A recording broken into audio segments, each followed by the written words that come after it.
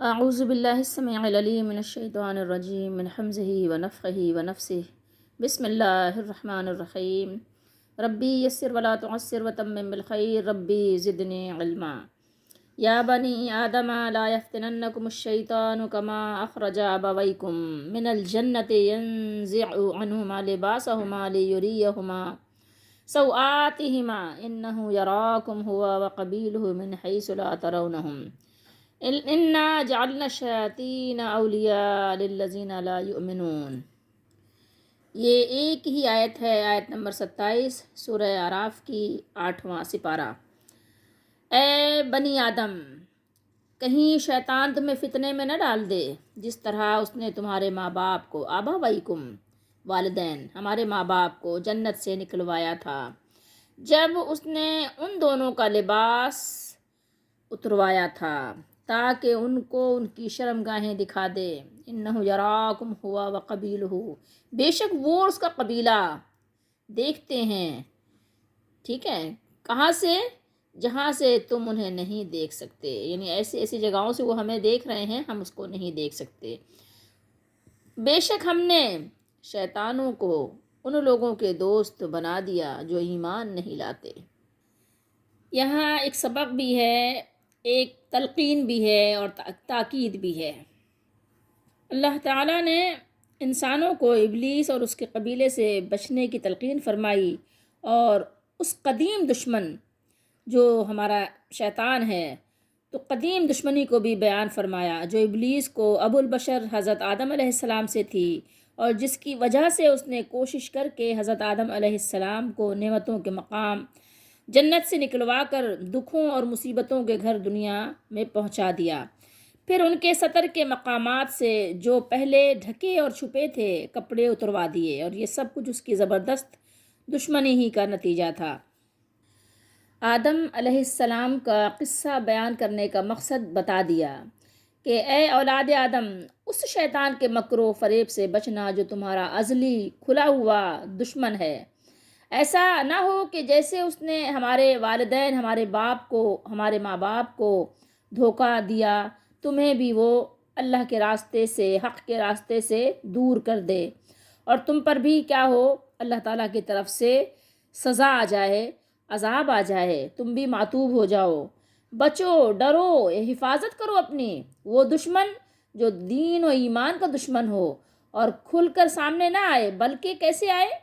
ایسے انداز میں آئے کہ آپ اس کو دیکھ بھی نہ سکیں، غیر مرئی طور پر رگ و ریشے میں آپ کے گھس جائے، نفوذ کر جائے، اور دوست اور خیر خواہ کا روپ بدل کر آئے، روپ بنا کر آئے، آپ کا دوست بن کر آئے، آپ کا محب بن کر آئے، آپ کا محبوب بن کر آئے، دل میں وسوسہ اندازی بھی کرے۔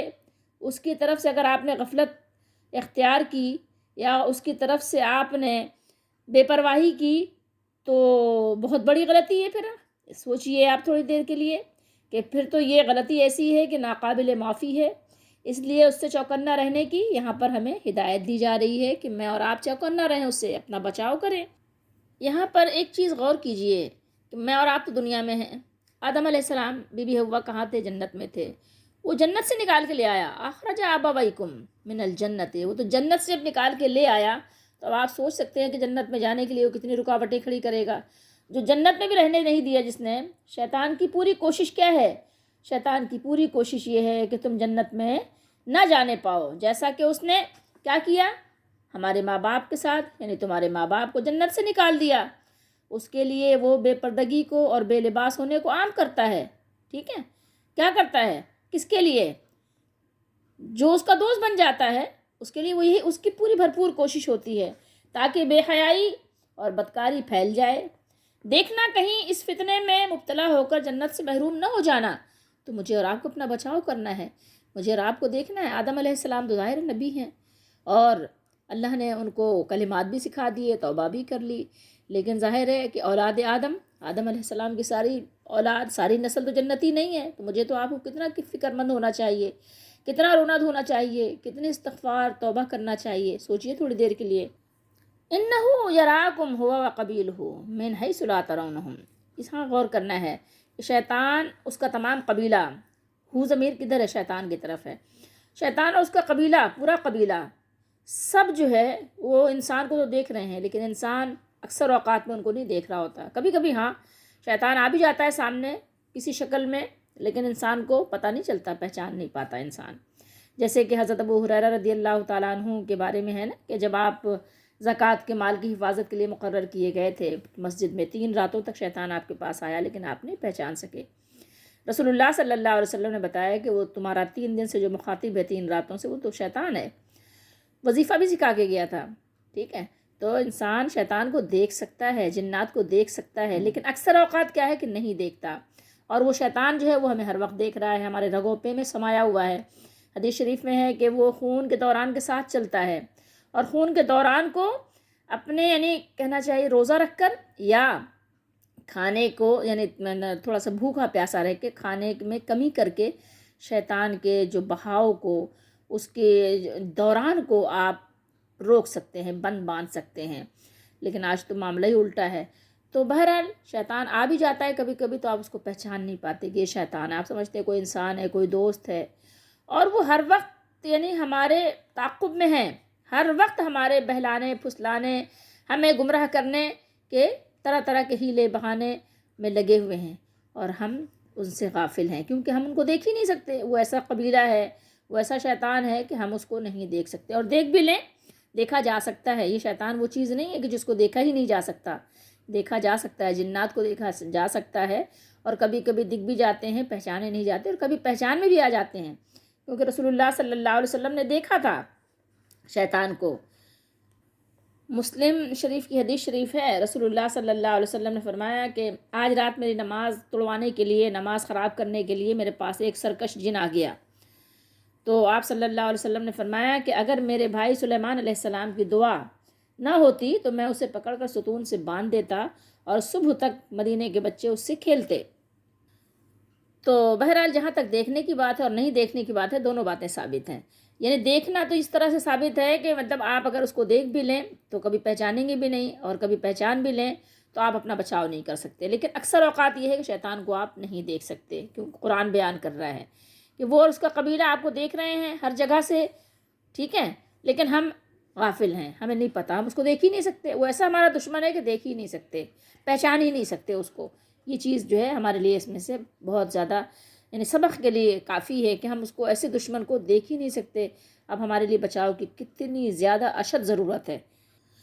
ایسے دشمن سے تو بہت زیادہ محتاط اور چوکنا رہنا چاہیے جو ہمیں دیکھیں مگر ہم اسے نہ دیکھ پائیں. یہاں ایک بات ہے، کسی کا مقولہ ہے اور بہت زبردست ہے کہ اگر آپ کا دشمن ایسا ہے کہ وہ آپ کو دیکھتا ہے اور آپ اس کو نہیں دیکھ سکتے، تو ایسی ہستی کون؟ اللہ تعالیٰ کی پناہ میں آ جاؤ جو آپ کے دشمن کو دیکھتا ہے لیکن وہ دشمن ہمارا اللہ کو نہیں دیکھ سکتا. تو ہمیں کس کی پناہ لینی چاہیے؟ اعوذ باللہ من الشیطان الرجیم، اعوذ باللہ لا حول ولا قوت الا باللہ العلی العظیم. ہمیں اس ہستی کی پناہ لینی چاہیے کہ جو ہستی شیطان کو دیکھ رہی ہے اور پہچان بھی رہی ہے، جانتی بھی ہے، بچاؤ بھی کر سکتی ہے، لیکن شیطان اس کو نہیں دیکھ سکتا اور اس کے مقابلے پر نہیں آ سکتا. تو ہمیں اس کی پناہ لینی چاہیے. کس کی؟ اپنے مالک کی. انا جعلنا الشیاطین اولیاء للذین لا یؤمنون. اللہ نے فرمایا کہ بے شک ہم نے شیطانوں کو ان لوگوں کے دوست بنا دیا ہے جو ایمان نہیں لاتے. بظاہر ایسا لگ رہا ہے کہ اللہ نے دوست بنایا ہے نا. ایسا کوئی سمجھنے والا اگر نہ سمجھ پائے تو یہ سمجھے گا کہ شاید اللہ تعالیٰ نے دوست بنا دیا ہے تو اب انسان مجبور ہو گیا ہے. ایسی بات یہاں نہیں ہے. کفار کو یہ اختیار دیا گیا تھا کہ چاہے تو وہ اللہ اس کے رسول کو اپنا دوست اور مددگار بنا لے. اللہ تعالیٰ ہماری مدد فرمائے، اللہ تعالیٰ دستگیری فرمائے، اللہ تعالیٰ مدد کے لیے کسی کو ہمارے لیے ذریعہ بنا دے. ٹھیک ہے، اللہ تعالیٰ ہم سب کو راہ راست پر لگا دے اور رسول اللہ صلی اللہ تعالیٰ علیہ وآلہ وسلم دین سکھائیں جب آپ صلی اللہ علیہ وسلم موجود تھے. ورنہ قرآن ہے اور آپ صلی اللہ علیہ وسلم کی سنت ہے، اس سے ہم دین سیکھیں. تو یہ اللہ تعالیٰ نے انسان کو اختیار دیا اور اس کے تمام ذرائع بھی انسان کو دیے. لیکن ایک اختیار اور بھی ہے، چاہے تو شیطان کو اپنا ساتھی اپنا دوست بنا لے.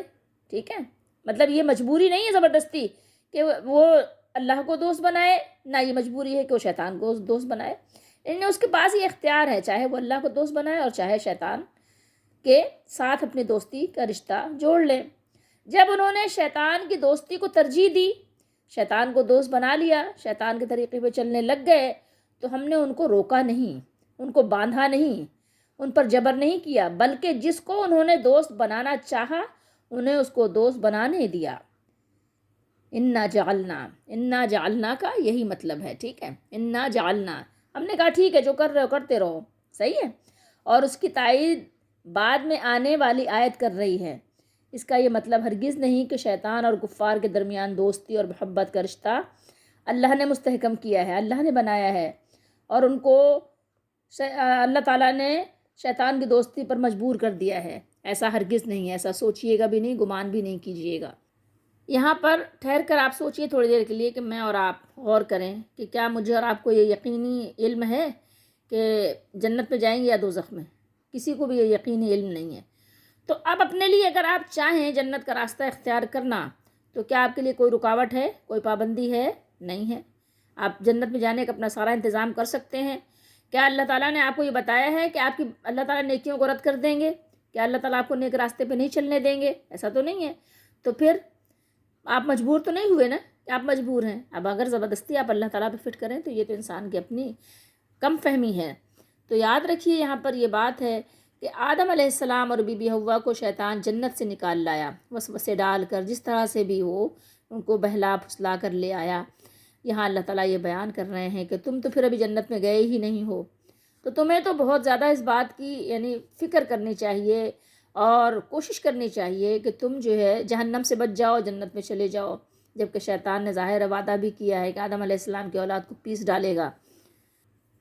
اور یہی نہیں، ہر وقت اسی فکر، اسی تعاقب میں لگا ہوا بھی ہے، اسی کے سارے وہ کارنامے انجام دے رہا ہے۔ تو مجھے اور آپ کو بہت فکر کرنی چاہیے۔ اور شیطان کی دوستی وہی لوگ اختیار کرتے ہیں جو ایمان والے نہیں ہیں۔ اب آپ دیکھیں کہ اگر آپ شیطانی کاموں کو کر رہے ہیں تو پھر ایمان چیک کیجئے پہلے کہ ایمان والے ہیں کہ نہیں ہیں۔ اللہ تعالیٰ ہم سب کو سمجھنے کی توفیق دے اور قرآن و سنت پر عمل کرنے کی اور اس پر یقین رکھنے کی اور اس کو آگے پہنچانے کی، پھیلانے کی توفیق دے۔ دنیا کے تمام مشاغل کے ساتھ ساتھ قرآن و سنت کو بھی اپنے ساتھ ہم جوڑے رہیں اور اس کے ساتھ جڑے رہیں۔ اللہ تعالیٰ ہمارا حامی و دستگیر ہو اور اللہ تعالیٰ ہماری دستگیری فرمائے۔